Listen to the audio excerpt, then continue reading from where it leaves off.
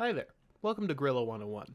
My name is Devlin, and today I'm going to walk you through how to utilize the match chat feature on Grilla.gg. When you're on the tournament page for an event you're playing in, you can scroll down to see not only the challenge module and the score reporting module, but our match chat feature.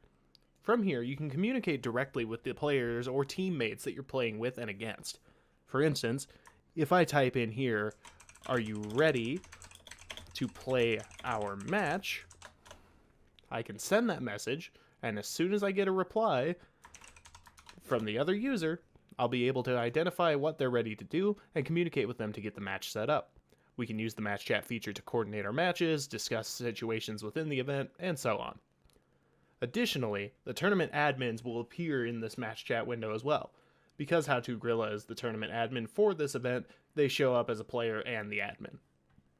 Thank you for watching, and don't forget to follow us on our socials.